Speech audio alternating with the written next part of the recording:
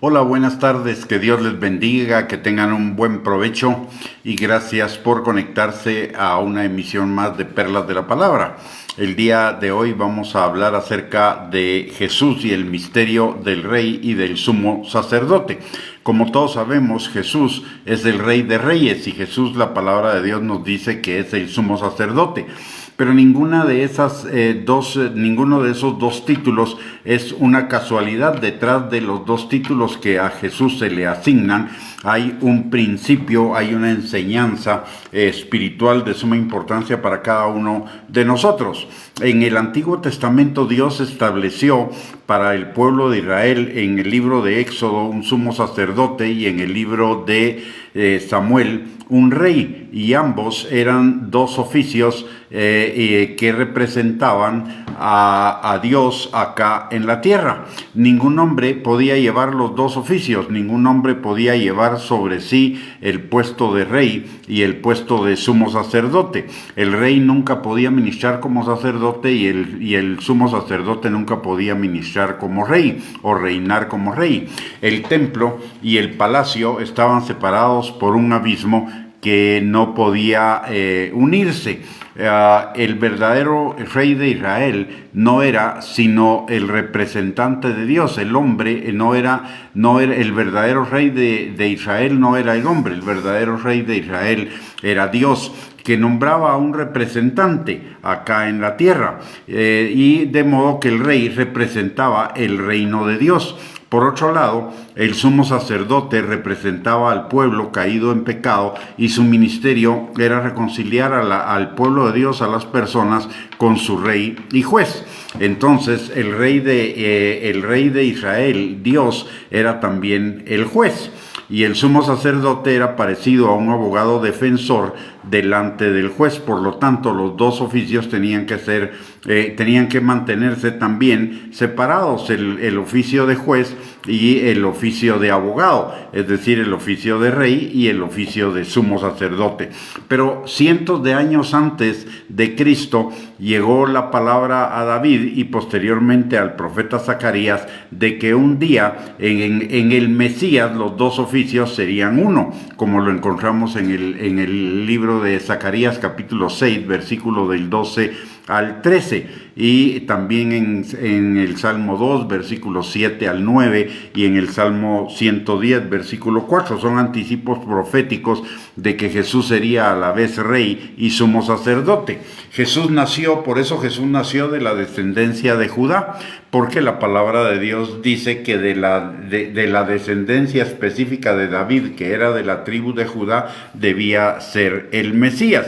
Y a pesar de que Jesús era de la tribu de Judá, él ofreció el sacrificio de expiación, que era el acto no del rey, sino del sumo sacerdote, y lo realiza por designación expresa de Dios, porque Dios había establecido que en un momento determinado de la historia, cuando viniera el Mesías, tanto el oficio de rey como el oficio de sacerdote sería unificado en una sola persona. Es crucial entonces que el Señor a la vez sea para nosotros el sacerdote y el rey, sea el Salvador y el Señor de nuestras vidas, el Rey del universo, el juez de toda existencia, Dios el Todopoderoso, en la persona de Cristo, se convierte en primer lugar en nuestro sacerdote y abogado defensor. Él paga el precio de nuestros pecados, el precio de nuestra redención en la cruz del Calvario por designación expresa de Dios, Juan 3:16.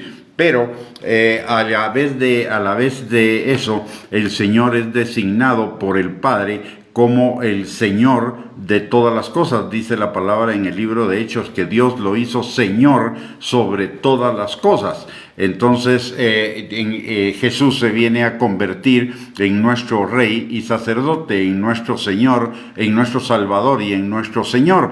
Y nuestro caso entonces está terminado. ¿Por qué? Porque ya no hay juicio y ya no hay ninguna condenación para los que estamos en Cristo Jesús, porque Cristo, que es nuestro, en primer lugar, es nuestro Rey y juez, pero a la vez es nuestro abogado defensor que ya pagó el precio de nuestra condena en la cruz del Calvario. Y eso significa que somos libres de la culpa, de la condenación, del pecado, de la acusación, porque en Cristo Jesús el papel de abogado defensor se cumplió y el papel de rey y juez también se cumplió.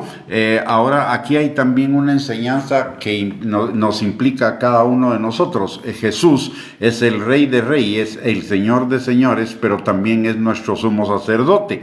Y como usted y yo estamos en Cristo Jesús, usted y yo somos hechos reyes y sacerdotes para Dios nuestro Padre. Es decir, acá en la tierra nuestra función es ejercer el reinado de Cristo sobre todas las cosas que competen a nuestra vida personal, nuestra vida familiar, nuestra vida laboral, financiera, nuestra vida social, pero también nos compete el papel de sacerdotes, es decir, de intercesores delante del Señor por aquellos que no son salvos, pero además para llevarles también el mensaje del Evangelio, el mensaje de las buenas nuevas. Por eso la palabra de Dios dice que el Señor nos hizo, en 1 Pedro capítulo 2 versículo 9, que el Señor nos hizo real sacerdocio, nación santa, linaje escogido, pueblo adquirido por Dios, para anunciar las virtudes de aquel que nos llamó de las tinieblas a su luz admirable.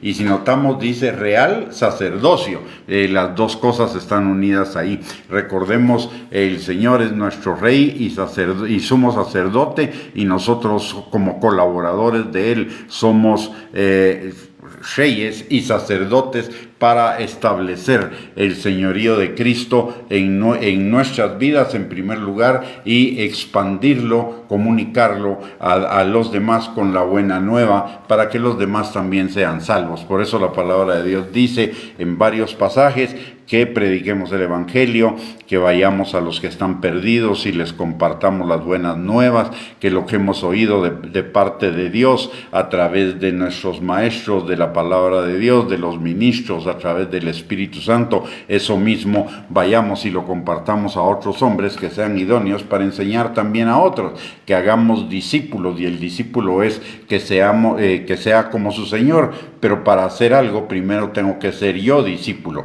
Así que ese es el misterio revelado en el Nuevo Testamento acerca de la posición del Mesías, Jesús, nuestro Jesús, el Mesías de Israel y también el Mesías para nosotros como Rey y sumo sacerdote delante del Padre. Muy bien, con esto hemos llegado al final de esta perla de la palabra, no sin antes recordarle esas dos funciones que tenemos en el Señor.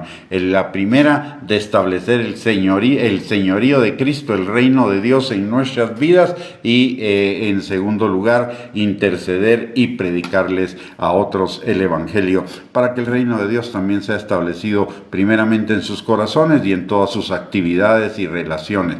Y establecer el reino de Dios significa vivir bajo los principios de la palabra de Dios, bajo los principios del reino, que son los principios de la palabra de Dios. Muy bien, con esto hemos llegado entonces al final de esta perla. Muchísimas gracias por conectarse, que Dios les bendiga abundantemente, que tengan una bendecida tarde, y si Dios lo permite, más tarde nos volvemos a reunir en otra perla de la palabra. Bendiciones y un abrazo para cada uno, y que tengan un buen provecho.